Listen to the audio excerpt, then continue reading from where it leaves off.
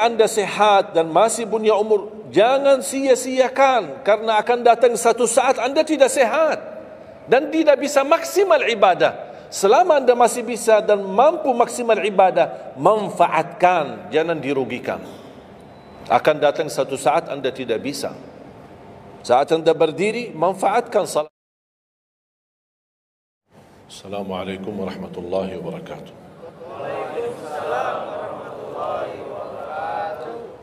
Yauma yafirrul mar'u min akhihi.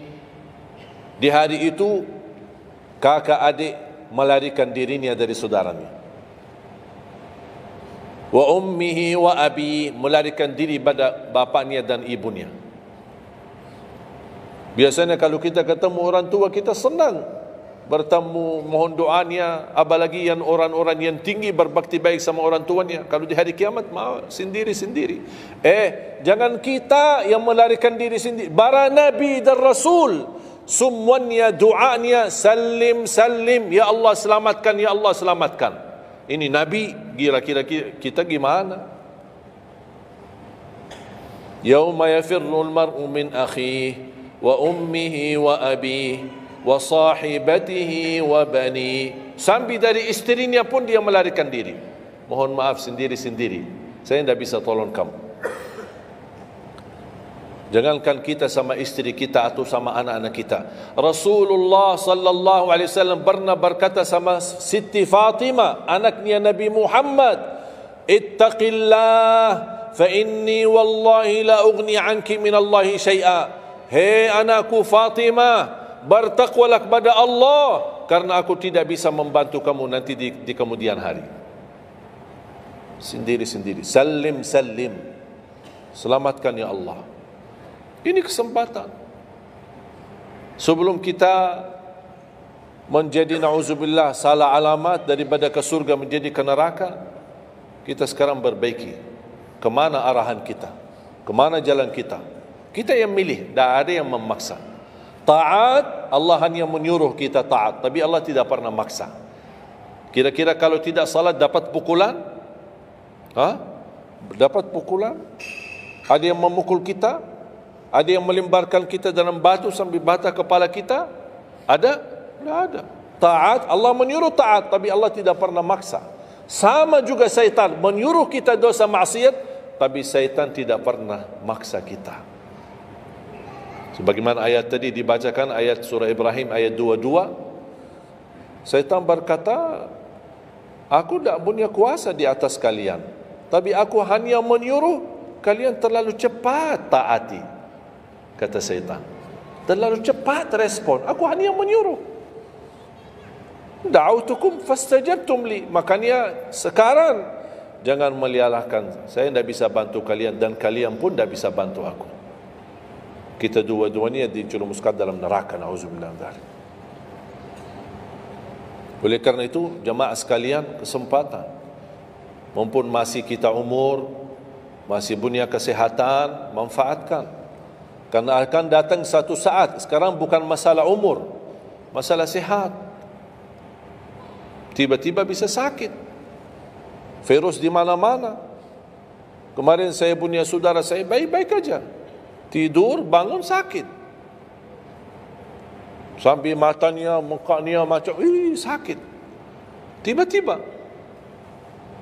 dah bisa berbicara baik-baik, dah bisa baca Al-Quran dengan baik, dah bisa salat dengan baik. Ini kan mengganggu.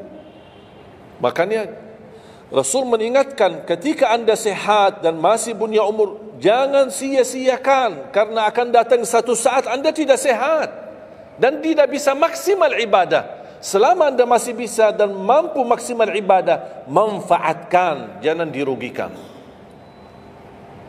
Akan datang satu saat Anda tidak bisa. Saat Anda berdiri, manfaatkan salatmu saat berdiri. Besok akan datang satu saat Anda tidak bisa berdiri. Bahkan ada orang yang ingin sekali sujud, tapi dia bisa karena sakit lutut. Dia tidak bisa lipatkan kakinya, tidak bisa sujud. Betapa banyak orang yang merugi ketika dia sehat, dia tidak memanfaatkan dan menikmati ibadahnya. Yang kedua, doa azan. Setiap hari kita mendengar azan 5 kali. Sayang sekali banyak yang sibuk dengan handphonenya. Azan ini panggilan Allah.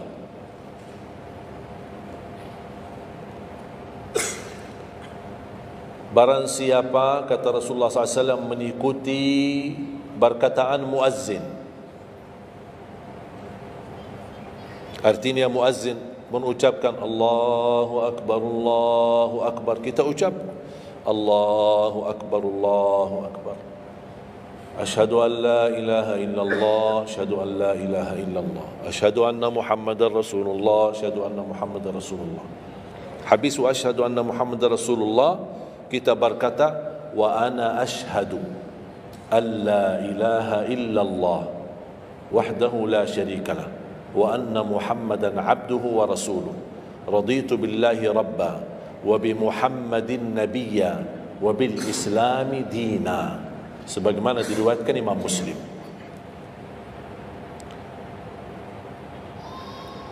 Hayya 'alas salah, kita jawab la haula wala quwwata illa billah. Apa hikmahnya di sini la haula wala quwwata illa billah? Ya Allah, kami tidak punya daya dan kekuatan untuk menghadiri panggilan-Mu kecuali dengan pertolongan-Mu ya Allah. Karena hayya 'alas salah butuh gerak, bergerak, datang.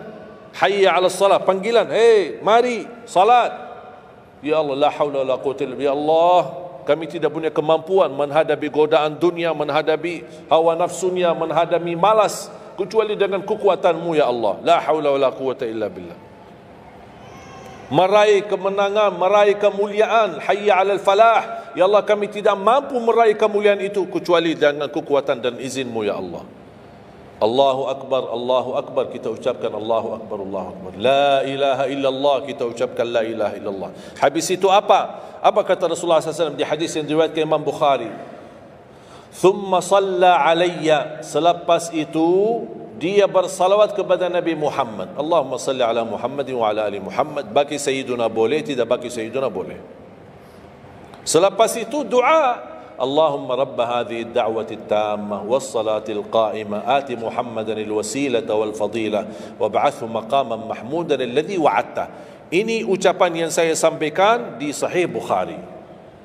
Ada riwayat-riwayat yang lain, Allahumma rabb hadhihi ad-da'wati at-tammah was-salati al-qa'imah ati sayyidina Muhammadan al-wasilata wal-fadilata wad-darajata al-'aliyata ar-rafi'ata min al-jannah wab'athhu maqaman mahmudan alladhi wa'adta innaka la tukhliful mi'ad. Innaka la tukhliful mi'ad. Tambahannya diriwayat Imam An-Nasai dan semuanya sahih. Mau milih mana yang anda hafal, mana anda biasakan, silakan. Mau ambil hadis yang diriwayatkan Imam Bukhari boleh, mau ambil yang diriwayat Imam Nasai boleh. Asal jangan sampai begitu dengar azan tidak mengikuti muazzin dan sia-siakan doa itu. Padahal doa sederhana, siapa yang tidak hafal? Setiap ditayangkan azan di TV selalu dibacakan Allahumma rabb hadhihi ad-da'wati at-tammah was-salatil qa'imah. Saya pernah tanya guru saya, seandainya ketika saya mendengar azan tapi terlalai dengan kesibukan atau telefon mendadak atau apalah urusan, baru saya menyadari ketika muazzin sampai ke hayya 'alas salah, saya belum mengikuti dari awal. Gimana caranya biar saya tidak rugi dalam pahala? Kata guru saya, ulang sendiri dari awal. Allahu Akbar, Allahu Akbar, Allahu Akbar, Allahu Akbar, asyhadu an la ilaha illallah, asyhadu an la ilaha illallah, asyhadu anna Muhammadar Rasulullah, sampai mendapat mengikuti muazzin dalam sisa azannya. Begitu selesai baca doa yang saya tadi sampaikan, apa kata Rasulullah? Barang siapa yang mengamalkan ini, faqad hullat lahu syafa'ati yaumal qiyamah, dijamin dapat syafaatku. 5 kali kesempatan tertulis nama kita, jaminan dapat syafaat Nabi Muhammad, tapi kita sia-siakan. Siapa yang tidak mau syafaat Nabi Muhammad? Ini kesempatan. Jangan tunggu hari kiamat baru saya minta, ya Rasulullah tolong syafaatkan. Ini Rasul sudah menawarkan ini sekarang. Mau enggak dapat syafaatku? Ikuti muazzin dan baca doa azan, kemudian dapat syafaatku. Berapa minit? Tak sampai 2 minit. Ikuti muazzin selesai azan, doa ni tak sampai 2 minit. Allahumma salli ala Muhammad wa ala ali Muhammad, Allahumma rabbi da'wati tamma was salatil qa'imah ati Muhammad, dan sampai akhir, innaka la tukhliful mi'ad. Berapa lama? 2 minit, 3 minit? Tak apa-apa 5 minit. Tapi dapat jaminan syafaat Nabi Muhammad. Hanya waktunya cuma 5 minit. Kira-kira siap? Mulai hari ini. Menurut saya, yang saya sampaikan wallahi sederhana, sangat sederhana, tapi butuh perhatian aja, butuh perhatian. Yang ketiga, jangan tinggalkan sunnah qabliyah subuh. Walaupun anda malas menjaga sunnah qabliyah ba'diyah. Kalau anda merasa diri malas, banyak kan ada sunnah qabliyah ba'diyah. Kan ada sunnah qabliyah zuhur, ba'diyah zuhur, ada qabliyah ba'diyah maghrib, ba'diyah isya, qabliyah subuh. Kalau anda merasa malas melaksanakan sunnah-sunnah, minimal jangan tinggalkan sunnah subuh. Pahalanya lebih besar daripada dunia dan seisinya. Walaupun anda telat bangun, sudah kesiangan, tetap wajib ambil air wudu, laksanakan sunnahnya baru salat subuhnya, walaupun anda bangun jam 11 siang. Tetap banyak orang karena ketiduran dan terlewat waktunya, dia tidak salat subuh. Terus ini hutang, wajib bayar, dan tidak bisa besok ganti subuh 2 kali. Tidak ada di dalam agama. Subuh, ya udah, ya Allah, nawaitu salat subuh yang kemarin karena saya ketiduran lillahi ta'ala. Mudah bisa. Apa kata ini? Bukan, mohon maaf, ini bukan kata saya supaya orang jangan ini pendapat baru. Bukan kata saya, tapi kata Rasulullah SAW. Bukan kata Majlis Ulama Indonesia, bukan kata saya, bukan kata siapa-siapa. Kata Rasulullah SAW di hadis yang sahih, man nama an salatin aw nasiyaha falyusalliha mata dzakaraha la kaffarata laha illa dzalik. Ya Allah, terima kasih ya Rasulullah. Sepertinya Rasul sudah diberitahu umatnya bakal ketiduran banyak dari salat. Makanya sudah diberikan solusi. Seandainya ketiduran, ini juga kata Rasulullah, man nama an salatin, silahkan nanti anda pas pulang buka di Google, biar lihat sanad hadisnya ni. Oh, Syekh Ali kau bawain hadis yang dah benar ni. Silahkan. Tahu, kenal enggak Syekh Google? Syekh Google kenal? InsyaAllah semua ilmu dia tahu. Tinggal masukin aja. Barang siapa yang ketiduran dari salat, hadis, terus klik, dia keluar. Semua dasarnya apa tu dijelaskan. Semua. Mu bahasa Arab ada, mu bahasa Indonesia ada, mu bahasa Inggris pun ada. Syekh Google hebat. Man nama an salatin aw nasiyaha falyusalliha mata dzakaraha la kafarata lahu illa dzalik. Barang siapa yang ketiduran, coba ketiduran. Tidur menurut ulama dianggap uzur. Pernah istri saya ketika saya keluar kota, dia hubungi dan dia bangun kesiangan, kira-kira jam 8. Dia telefon dan nangis. Kenapa nangis? Sakit? Enggak, ketiduran tadi subuh. Ya udah, ambil air wudu, salat subuh. Rasulullah aja pernah ketiduran dari salat subuh. Yang tidak boleh, jangan terlalu sering. Kalau sekali-kali karena sakit, terlalu lelah, capek, Allah maklumlah, kita manusia lemah. Tapi jangan setiap hari ketiduran. Ya Allah, maaf ketiduran ya. Kira-kira di jam kantor, kalau setiap hari kita telat, alasannya, ya maaf bos, ketiduran. Besok lagi alasan yang sama, maaf ketiduran. Besok lagi alasan yang sama. Kira-kira gimana? Dipecat enggak? Dipecat. Malu kita, sama manusia aja tak berani kita dengan alasan yang sama, kita selalu itu aja. Masa sama Allah kita berani? Sekali-kali boleh uzur. capek, sakit, sekali-kali, tapi jangan terlalu sering. Ketika kita bangun, jam berapapun wajib laksanakan, karena kata Rasulullah tidak ada kafara yang lain. Tidak ada kata ganti dengan uang, atau ganti dengan sedekah, atau ganti dengan, tidak bisa. Tunaikan. Falyusalliha, kata Rasulullah, falyusalliha, segerakan salat itu jam berapapun, walaupun kesiangan.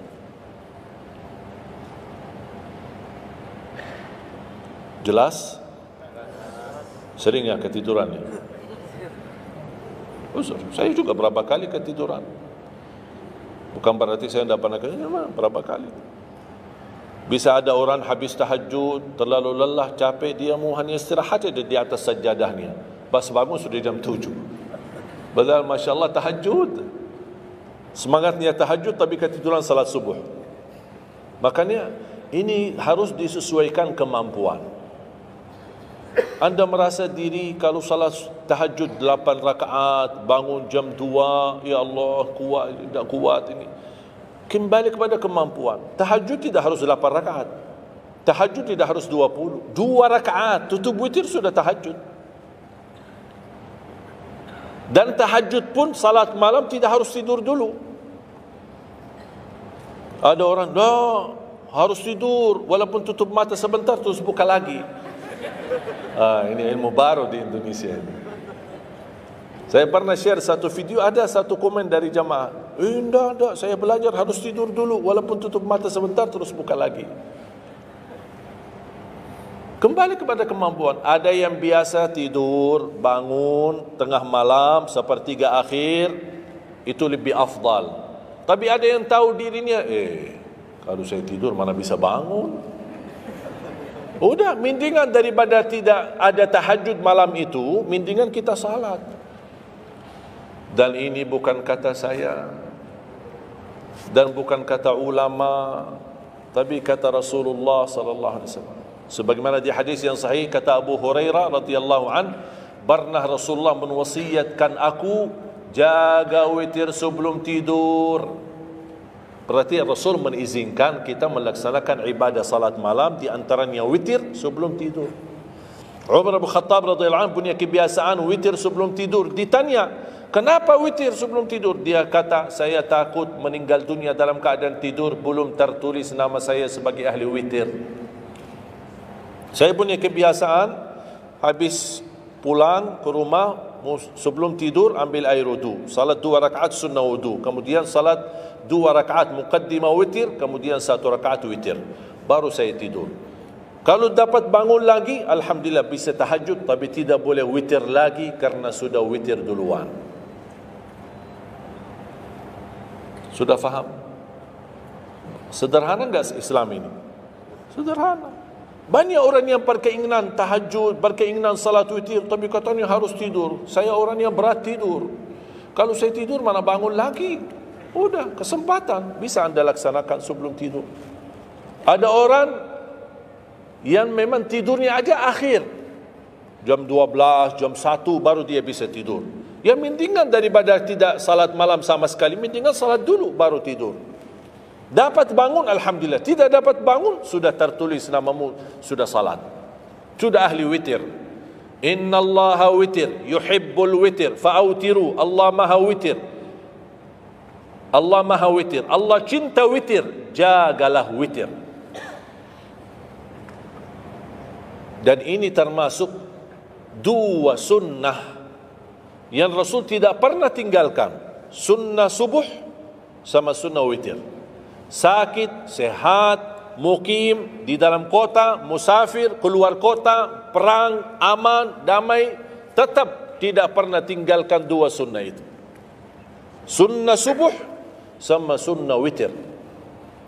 Itu kebiasaan Rasulullah SAW. Kalau anda merasa pun sakit, tidak bisa berdiri, tidak bisa qiyam, bisa anda laksanakan witir dalam kondisi duduk. Yang terakhir, ayat Al-Kursi.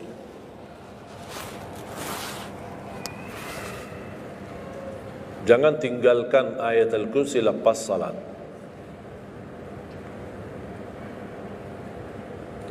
Jangan tinggalkan ayat kursi lepas salat. Salat wajib. Sama ketika mau tidur. Cuma satu ayat. Tapi tahu enggak pahalanya apa? Kan habis salat kan ada zikir-zikir kan? Istighfar, tasbih dan yang lain-lain. Di antaranya baca ayat kursi. Tahu enggak pahalanya apa? Ada yang pernah baca pahalanya apa? Barang siapa yang membaca ayat al-kursi setiap habis salat fardu, laisa bainahu wa bainal jannati illa an yamut. Tidak ada sesuatu yang mampu menghalanginya masuk surga kecuali menunggu mati. Cuma baca ayat kursi. Dan ketika mau tidur, lagi buru-buru, ada meeting, ada rapat, ada urusan mendadak, habis salat, astaghfirullah, astaghfirullah, astaghfirullah, Allahumma antas salam wa minkas salam, sampai selesai, langsung baca ayat kursi. Terus, subhanallah itu yang lain-lain gimana? Tak apa-apa, sambil jalan. Naik motor, subhanallah, subhanallah, subhanallah, subhanallah, sambil jalan. Subhanallah ada riwayat 33, ada riwayat 25, ada riwayat 10, minimal 10. Subhanallah 10 kali, Alhamdulillah 10 kali, Allahu Akbar 10 kali. Itu yang paling sederhana. Saya bagikan ini, biasanya kalau saya isi di kementerian atau di pejabat, saya kasih zikir-zikir begitu. Pak, subhanallah cuma 10 kali. Biasanya kita tahu 33. Lah, ini khusus buat pejabat. Yang penting zikir, supaya jangan tinggalkan. Zikir.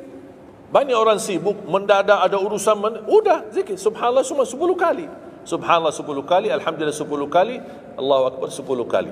Itu paling cepat. Subhanallah. Ternyata di dalam agama ada yang juga hemat. Hemat sederhana tapi pahalanya tetap besar. Dan dikuranin. Tidak ada pahala yang hemat. Semuanya pahala sempurna. Semuanya pahala agung. Sempurna dan luar biasa dahsyat balasan Allah Subhanahu Wa Taala. Makanya jangan disia-siakan. Yang sederhana ini, makanya saya buat buku 20 amalan ringan tapi pahalanya sangat menakjubkan. Karena selama saya di Indonesia, saya sudah tahu prinsip orang Indonesia. Orang Indonesia tidak suka yang ribet-ribet. Yang ribet-ribet tidak suka. Yang susah-susah tidak suka. Orang Indonesia mau mudah yang ingat, mudah dihafal, mudah diamalkan dan masuk surga. Itu orang Indonesia. Ya, jadi yang susah-susah, iya, gimana ini suruh baca 1000 kali? Iya, mana ada waktu 1000 kali? Baca ada sudah 100 kali, udah ngantuk. Saya kasih yang sederhana. Kenapa saya kasih? Karena kemampuan beda-beda. Ada yang tekadnya tinggi, kemampuannya luar biasa dahsyat, bisa ribuan kali dia berzikir, ya silakan. Tidak ada yang melarang kita berzikir, bebas, berapapun. Tapi ada yang malas. Udah. Jadi alhamdulillah di dalam ajaran Islam kita ada malas ya, ini pilihan malas. Makanya saya bikin 20 amalan. Dan ini buku 20 amalan ringan. Pahalanya sangat menakjubkan. Pahalanya sangat besar walaupun amalannya ringan. Mudah, sederhana. Dan buku ini hanya laku di Indonesia, tidak laku di Arab. Karena cocok dengan budaya Indonesia, saya sudah hafal. Sama dengan bacaan. Mohon maaf tadi kepanjangan Isya. Pas begitu saya ingat merindukan kota Madinah, suasana Madinah. Pas di rakaat yang kedua, ya Allah, ini saya di Indonesia ini. Makanya saya tidak jadi panjang rakaat kedua, biar lebih cepat. Karena memang budaya ini tidak bisa panjang-panjang, lama-lama tidak bisa. Kalau kulhu bisa dibagi dua, terima kasih. Kita lihat tarawih kan salah satu contoh tarawih. Walaupun 23 rakaat jumlahnya banyak, tapi ayatnya pendek. Al-hakum qulhu, al-asr qulhu, al-humazah qulhu. Itu ya kan? Ini budaya. Kita kan hormati budaya, harus belajar. Walaupun ada sekarang ada beberapa masjid yang panjang, ya kembali kepada kemampuan, tapi tidak boleh saling menyalahkan. Ada orang yang suka, enggak, saya mau yang qulhu qul. Ya udah sana, masih qulhu di sana, masjid kita beda. Yang penting kita bisa jaga salat. Dan yang terpenting dalam salatnya adalah yang terjaga kekhusyuan. Bukan masalah jumlahnya, bukan masalah kepanjangannya, tapi kekhusyuan. tumaknina, karena tumaknina rukun dalam ibadah salat. Sama seperti rukun qiyam, rukun baca al-Fatihah. Tumaknina. Apa itu tumaknina? Ketenangan dalam salat. Bacaannya tenang, gerakannya tenang. Bukan kejar-kejaran. Imamnya baru baca al-Fatihah, sudah amin. Imam makmum belum selesaikan ini, terus kejar imam. Imam Allahu Akbar, sami Allahu hamdah, Allahu Akbar, Allahu Akbar, Allahu Akbar. Imam makmum jadi kasihan. Kejar, dia tidak bisa baca. Makmum, wallahi makmum tidak bisa baca apa-apa. Hanya fokusnya bisa kejar imam. Yang penting jangan sampai tertinggal imam. Yang saya fikirkan, kasihan yang tua-tua, bapak-bapak. Gimana yang bapak-bapak? Kalau yang muda-muda masih bisa kejar imam, terus yang bapak-bapak gimana? Setiap gerakannya batuk 10 kali. Rukuk batuk lagi, sujud batuk lagi. Karena pelan-pelan gerakannya. Saya pernah ada satu kejadian ketika masuk salah satu kampung, kita lewati, saya mampir, samping saya ada bapak lumayan tua, gerakannya juga pelan-pelan. Yang saya kasihan, imam Allahu Akbar. Saya suka pas ketika takbir, Allah, Bismillahirrahmanirrahim, Alhamdulillahirrahmanirrahim, Astaghfirullahaladzim. Saya takbir, barusan enak, takbirnya enak kok, bacaannya kenapa enggak? Ini pelan-pelan aja, santai aja, santai. Walaupun baca satu ayat dua, bukan masalah berapa banyak bacaannya. Yang penting kekhusyuan, tumakninah, karena rukun tumakninah. Allahu Akbar, sami Allahu hamdah. Saya lihat bapak ini yang sebelah saya. Saya masih bisa kejar imam. Bapak ini tidak kejar-kejar. Imam sudah rukuk, bapak belum rukuk. Begitu imam sami Allahu hamdah, bapak tidak jadi rukuk, dia ikut sami Allahu hamdah. Astaghfirullahalazim. Bas sujud, kita sudah sujud 2 kali, bapak kan pelan-pelan sambil batuk. Terus dia turun sujud. Pas dalam kondisi sujud, kita sudah berdiri, bapak kan baru dia turun, dia berdiri lagi. Astaghfirullahaladzim. Pas di rakaat yang kedua, saya megang tangannya, Pak, kita pulang aja deh, biar bapak salat di rumah. Kasihan bapak tidak bisa salat, tidak bisa rukuk, tidak bisa sujud, tidak bisa apa-apa. Makanya tumakninah bukan wajib, bukan sunnah, tapi rukun dalam salat. Dan tidak sah, walaupun salat sunnah, tidak sah salatnya seorang kalau dia tidak membawa tumakninah. Tidak sah. Disyiarkan, disharekan, diviralkan, dia bilang ada 23 rakaat 7 minit. Menurut saya tidak usah panjang lebar dibahas. Tidak sah, sudah selesai. Karena meninggalkan, sama dengan orang salat tapi tidak baca Al-Fatihah. Kira-kira sah tidak? Tidak sah. Gimana kira-kira bacaan Al-Fatihah? Oleh karena itu jemaah sekalian, mari kita sama-sama, apalagi tidak lama lagi kita menyambut bulan suci Ramadan. Saya harap kita mencintai budaya kita, mencintai negeri kita, tapi harus hal yang perlu diluruskan, harus diluruskan. Apalagi yang terkait ibadah salat, tarawih. Tidak masalah masjid 11 rakaat, ada masjid 23 rakaat, jangan ribut. Tidak masalah. Yang mau 11 silahkan, yang mau 23 silahkan.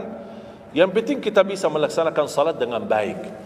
Apalagi alhamdulillah sudah sekarang muncul banyak para imam-imam, pemuda-pemuda yang bacaannya merdu, yang bacaannya indah. Kita bisa menikmati suasana bulan suci Ramadan. Bacaannya tidak mesti panjang-panjang.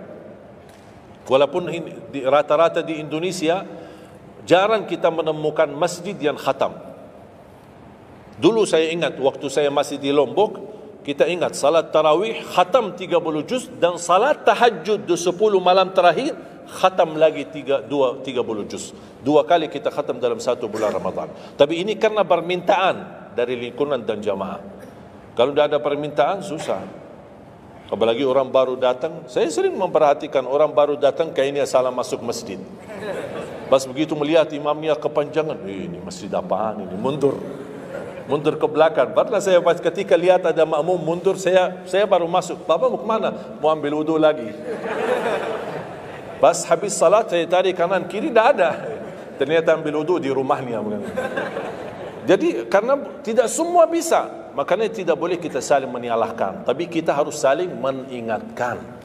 Saling mengingatkan. Mari kita sama-sama menjaga ibadah yang benar. Mari kita sama-sama menjaga ibadah yang khusyuk, ibadah yang tumaknina. Mudah-mudahan amalan-amalan yang saya sampaikan tadi, mudah-mudahan bisa diingat, bisa dihafal dan mudah diamalkan. Masih ingat kan? Atau perlu saya ulang? Amalan pertama, Quran. Minimal mulai harimu baca Quran, tutupi harimu baca Quran. Yang kedua, ikuti muazzin. Sama juga disertai doa azan, karena jaminan dapat syafaat Nabi Muhammad SAW. Yang ketiga, jangan tinggalkan qabliyah subuh sesudah azan. Walaupun anda bangun telat, melaksanakan salat subuhnya tetap didahulukan dengan salat sunnahnya. Terus yang keempat, witir. Witir, jangan lewat satu malam belum witir. Walaupun anda bisa laksanakan witir habis salat sunnah ba'diyah isya, atau sebelum tidur anda di rumah bisa laksanakan witirnya. Terus yang keenam, ayat kursi setiap habis salat fardu.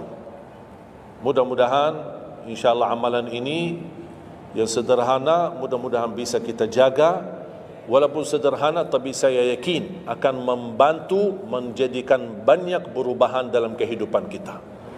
Akan bertambah keberkahan, ketenangan.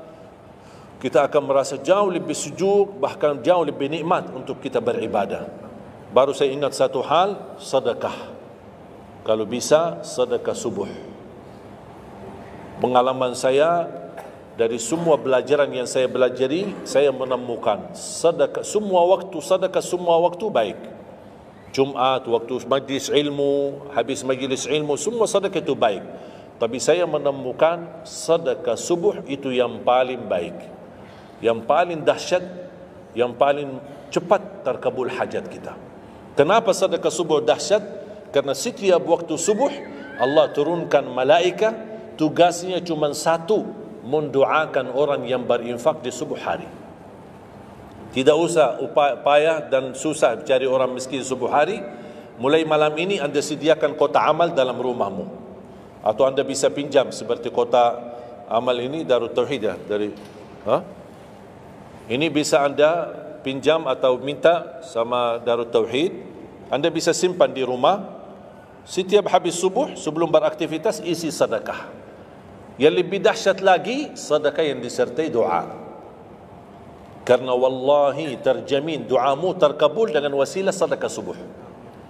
Sakit, ya Allah, aku mohon dengan berkat sedekah ini sembuhkan penyakitku. Kalau orang tua yang sakit, doakan orang tua. Ya Allah, dengan berkat sedekah subuh ini sembuhkan orang tua saya. Mencari jodoh, mencari kerjaan, apapun masalah yang anda hadapi, masalah hutang, masalah apapun. Orang tua sudah meninggal, ya Allah, aku mohon dengan berkat sedekah ini, titipkan pahala sedekah ini untuk kedua orang tuaku. Apa saja, mau hafal Al-Quran, tapi kalau boleh saya usulkan, satu kali sedekah, fokus satu hajat. Jangan sedekahnya koin, tapi doanya sampai terbit matahari. Malu sama Allah. Kelamaan doanya, sampai malaikat tulis doanya, kelamaan. Banyak sekali doa. Satu kali doa, satu kali hajat, satu kali sedekah. Sesuaikan. Bukan Allah tidak bisa, Allah maha bisa menolong kita, tapi kita malu. Masa kita sedekah begitu saja, tapi kita minta panjang lebar. Ya, tolong disesuaikan. Tapi rutin, wallahi dahsyat. Antum insyaAllah akan merasakan sedekah subuh, subhanallah. Setiap jamaah yang saya sampaikan, termasuk ada keluarga yang sudah lama menikah, tidak punya keturunan, saya memberikan amalan ini. Suami istri masing-masing mengamalkan. Isi sedekahnya, ya Allah, aku mohon dengan berkat sedekah ini karunialah kepada kami keturunan. 17 tahun mereka tidak punya keturunan. Alhamdulillah 6 bulan kemudian saya dapat berita gembira dari mereka, kabar baik, alhamdulillah istrinya positif hamil. Sedekah subuh luar biasa dahsyatnya. Sedikit tapi rutin. Sampai insya Allah kita dipanggil oleh Allah, mudah-mudahan dalam keadaan husnul khatimah.